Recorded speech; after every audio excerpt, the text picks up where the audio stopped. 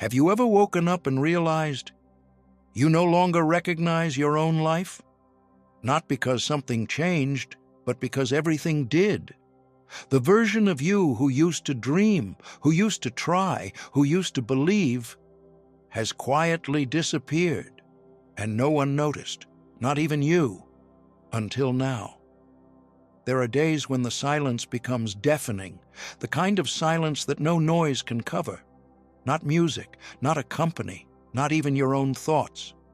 It's the silence of a soul that's been holding on too long, quietly crumbling under the weight of all the masks it's worn. Dreams that never bloomed, people who left without saying goodbye.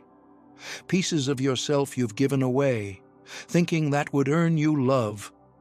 And mornings that keep arriving, only heavier than the last. But what if this breaking point wasn't a sign you've failed? What if it's a secret doorway that only opens when life gets this quiet? Carl Jung said, "There is no coming to consciousness without pain." And in that darkness where you feel like everything is falling apart, that is precisely where something ancient, something real, begins to stir. You don't just lose relationships in this season. You lose illusions. You lose the parts of you that were never truly yours, the performer, the pleaser, the warrior who never knew how to rest.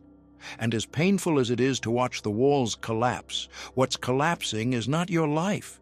It's the prison around your soul. What looks like destruction is actually initiation. What feels like abandonment is actually redirection. What feels like the end is a sacred beginning. This isn't just a collapse, it's a sacred dismantling. Your soul is pulling away everything that no longer resonates with who you are becoming. The universe isn't punishing you, it's preparing you. In Jung's words, you are not what happened to you, you are what you choose to become. But before you can become, you must break. And in that breaking, you will meet the version of yourself who has always been waiting, beneath the roles, beneath the fear, beneath the noise. So if you're in the season where everything feels like it's falling apart, you're not lost, you're not late, you're not broken. You are standing at the threshold of the greatest comeback of your life. And that comeback always begins here, in the ruins, in the ache, in the moment no one sees but you, because everything breaks before you rise.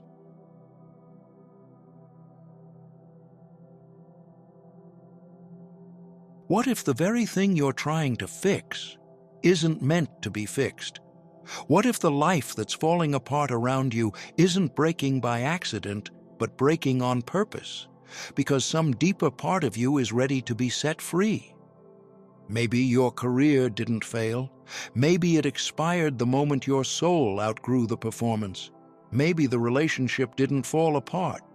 Maybe it cracked open because it was built on the version of you that didn't know how to say no. Maybe your body isn't betraying you. Maybe it's been quietly screaming on your behalf for years, tired of carrying stress, silence, and self-abandonment. No one talks about this kind of breakdown, the one that doesn't look dramatic on the outside, the one that happens slowly, quietly, behind your eyes. You still go to work, you still pay the bills, you still smile at dinner, but your light is fading, not because you're weak, but because you're still trying to hold together a life that your soul has already left behind. Carl Jung called this moment the dissolution of the old structure. It's the death before the rebirth. The moment when the identity you've worn like armor, wife, provider, peacemaker, overachiever starts to feel too tight. It no longer fits, no matter how hard you try to shrink yourself back into it. And the more you resist, the louder life becomes. It doesn't whisper anymore. It roars. In lost jobs, in failed relationships, in a body that breaks down because you won't. But here's the truth that no one tells you when you're in the thick of it. The breakdown is not your enemy. It's the only doorway into consciousness, into you. Jung believed that transformation doesn't come from striving. It comes from surrender. not in weakness, but in courage. The courage to let go of a life that made sense to your mind, but not to your heart. The courage to sit in the rubble without rushing to rebuild what was never truly yours. So why does it feel like betrayal? Why does it feel like you're being punished? Because the ego is terrified of change. It would rather stay in the known hell than risk the unknown freedom. It clings to the old story, the old relationship, the old identity, because at least those gave you a role to play. But your soul is not here to play a role. It's here to remember itself. And sometimes remembering begins with losing everything that kept you distracted from the truth. Maybe you've been praying for clarity, for a sign, for peace.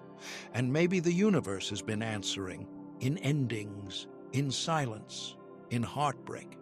Not because life is cruel, but because your healing couldn't begin until the illusion fell apart. And now that it has, who are you without the performance? What if you stopped trying to escape the breakdown and instead asked what it's trying to show you? What patterns are repeating? What truths have you ignored? What pain have you normalized for so long that it has become your personality? Are you really lost? Or are you finally standing in the place where your next self can begin? Let's go deeper.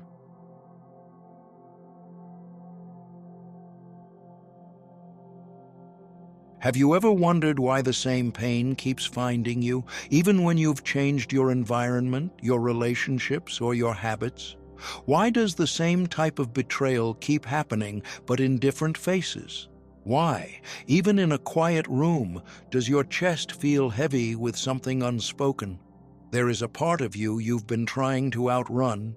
You buried it under productivity, masked it with smiles, numbed it with distraction. But it waits. It waits not to punish you, but to wake you. This is the moment Carl Jung called the return of the shadow. The shadow is not evil. It is the wounded part of you that has lived too long in exile, your unmet grief, your silenced anger, your repressed longings. Every pattern you cannot break, every toxic relationship you attract, every meltdown that feels like déjà vu is not an accident. It is a message. It is your psyche trying to make you whole again. The shadow is not what breaks you. What breaks you is resisting it. We are taught to be good, to be liked, to be strong, but no one teaches us how to be whole. So we hide the parts that don't fit the mask. We disown the part that still mourns the childhood we never got. We silence the part that still feels like an outsider. And yet these rejected parts are where our power lives. Jung teaches that integration is not about becoming better. It is about becoming more real, more honest, more inwardly aligned. The person you are meant to be is not built on denial. It is built on the acceptance of everything you are, even the parts that once embarrassed you, scared you, or made you feel unlovable. Have you ever looked at your lowest moment and asked what it was trying to teach you, not about others, but about yourself? What if the person who ghosted you was showing you where you still abandoned your own voice? What if the career that collapsed was showing you the life that was never really yours to begin with? What if your anxiety is your shadow's way of saying you are living too far from your truth? The patterns are not punishments, they are maps. The breakdowns are not regressions, they are signals. And feeling lost is not proof you failed. It is the soul whispering, you are finally close to something real. This is not a phase to bypass, it is a rite of passage. The shadow only screams when it has been ignored for too long. But if you stop and listen, if you sit with the discomfort, if you name the ache, you will begin to see that the very thing you feared is the key to your freedom. Integration is the process of making peace with your contradictions. You are not only light, you are not only darkness, you are both. And when you stop hiding from the shadow, you stop hiding from yourself. So ask yourself this: what is the one emotion you have tried the hardest to avoid? What would happen if you turned toward it instead of away? And who might you become if you finally allowed that buried voice inside you to speak?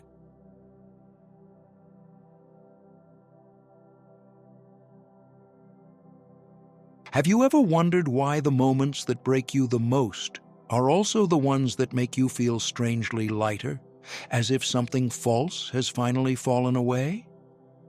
Why does the deepest grief sometimes come with an eerie clarity, a strange stillness, as if your soul knows something your mind doesn't? Pain, especially the kind that leaves you hollow and stripped of everything you once clung to, is not just a wound. It is a ritual, a fire meant to purify, not punish. There comes a point in every life when you no longer recognize the person in the mirror, not because you've aged, but because the identity you wore for years no longer fits. Maybe it was the end of a long marriage that left you questioning your worth. Maybe it was the silence after a parent's death that made you realize how much of your life was lived to please them. Or maybe it was a sudden betrayal that shattered your illusions about who you thought you were. These are not just external events, they are spiritual interventions. Carl Jung believed that the persona, the mask we show the world, inevitably begins to crack when it no longer serves the soul's deeper purpose. The breakdown of that mask feels like annihilation, but in truth, it is the soul reclaiming its space. The very pain that feels like death is often the beginning of rebirth. You are not falling apart. You are shedding skin that was never yours to begin with.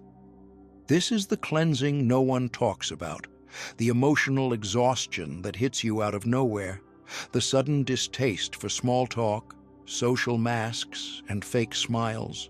The nights when sleep won't come because something inside you is grieving the version of you that tolerated too much, accepted too little, and stayed too long.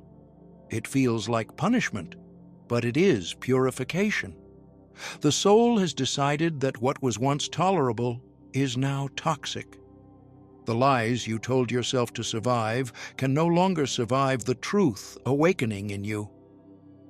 Jung called this the night-sea journey, the descent into the unconscious where the ego must die so the self can emerge. And it often begins in silence, when the phone no longer rings, when the invitations stop, when the people you once leaned on disappear because you are no longer who they want you to be. In this sacred silence, the soul is detoxing from everything false. The loneliness you feel is not abandonment, it is spiritual surgery. So ask yourself, what part of your pain is actually a message? What part of your loneliness is a calling to return home to yourself? What if this emptiness is not a punishment but a portal? Because maybe the pain that cracked you open is the same pain that finally let the light in.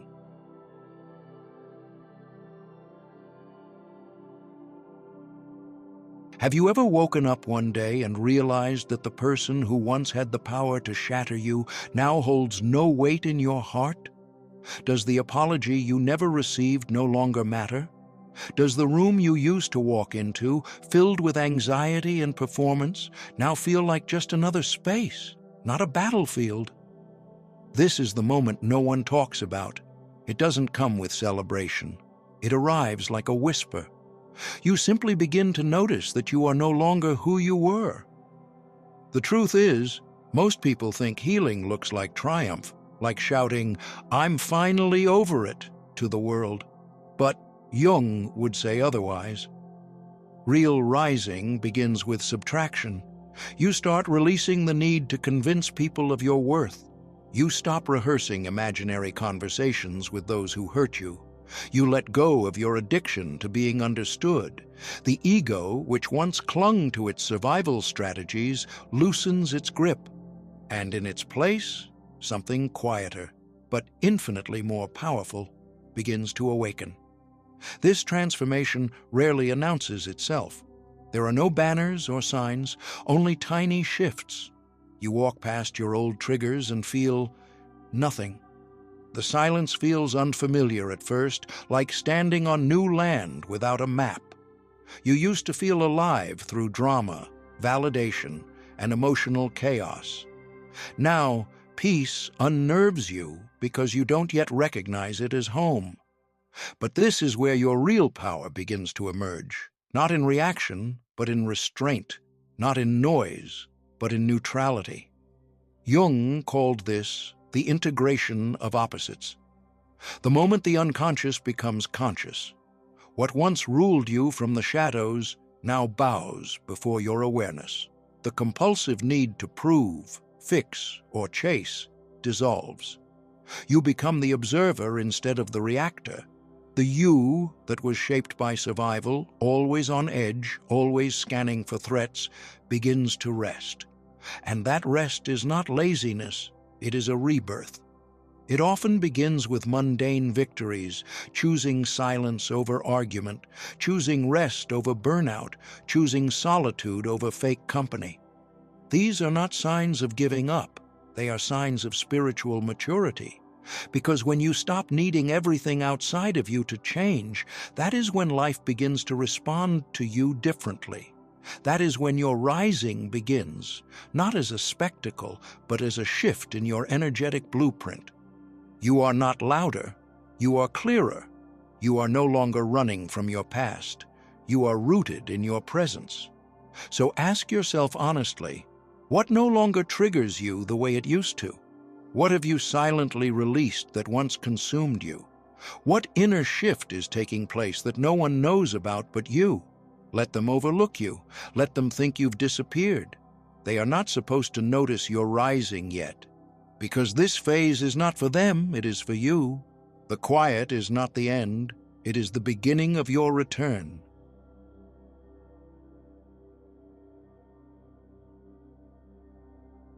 Have you ever looked back at your life and asked, why did it have to happen that way? Why that heartbreak? Why that betrayal? Why that season of complete loss when you were already on your knees? Most people don't admit this out loud, but many of us carry quiet anger at life for not unfolding the way we imagined. We were taught to believe that hard work guarantees success, that love guarantees loyalty, that kindness guarantees protection. But then life hands you the opposite. The one you trusted walks away. The plan you clung to crumbles. You begin to question if you've made a mistake simply by being yourself. But what if the detour was the preparation?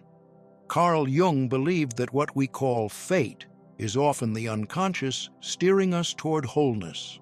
Not happiness, not comfort, but integration.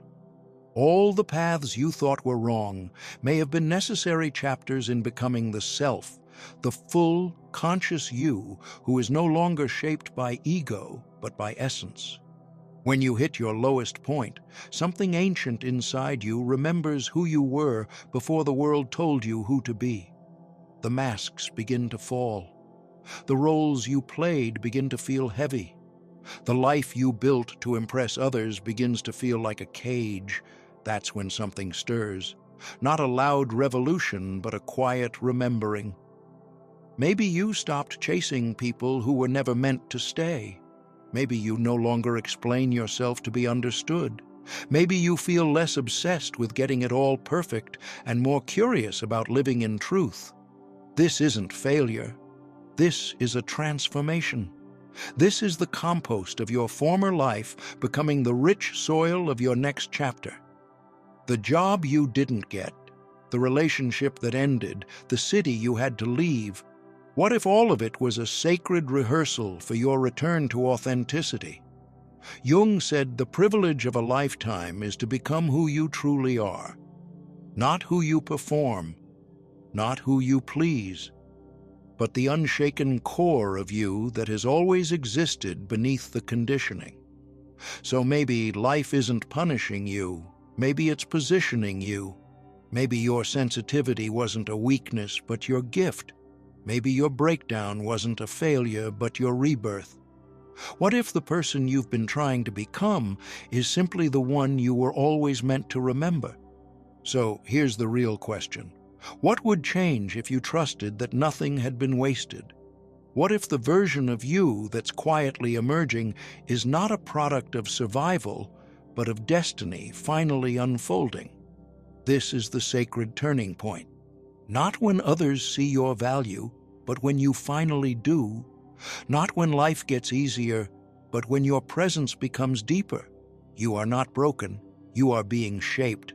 And the self-life that has been preparing is finally ready to step forward.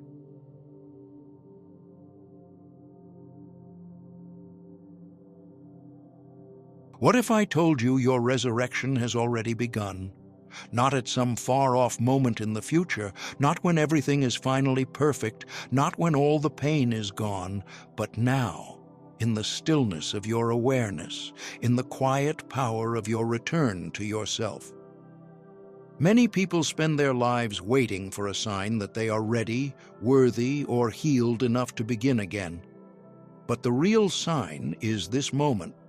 The fact that you are still here, still breathing, still listening, means the comeback has already started. The soul doesn't make mistakes. It brought you here for a reason. You did not stumble upon this message by coincidence. Your pain guided you here. Your longing led you here. Your soul, that ancient compass within, whispered through every broken moment until you began to listen. And now, something is shifting. You can feel it, not in your mind, which still questions and doubts, but in your body, which remembers. You are not the same person who once begged for validation. You are not the same heart that once mistook chaos for love. You are someone new. Not because you escaped the fire, but because you stayed in it long enough to be reborn. Carl Jung believed that every step into consciousness is paid for with suffering, not as punishment, but as transformation. The pain did not come to destroy you. It came to initiate you, to break down the false identities, to shake loose the roles you inherited but never chose, to pull you away from the familiar lies that kept you small. What once shattered you is now the soil in which your roots grow deeper. What once silenced you is now the echo chamber where your true voice begins to rise. And this voice is not angry. It is clear. It is steady. It is real. You may still be healing. You may still have moments where the old fear visits. That is okay.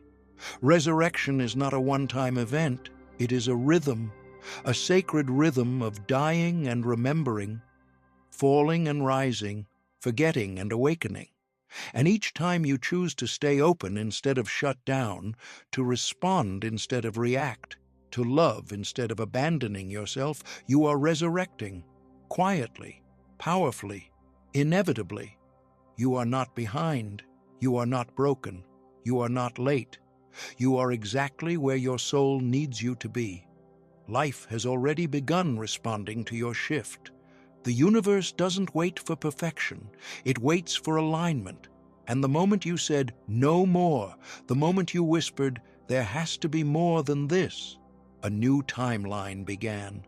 One where you no longer betray your own energy. One where you no longer need to prove your worth. One where your very presence is enough. So the real question is not, "Will I rise?" The real question is, "Can I trust that I already am?"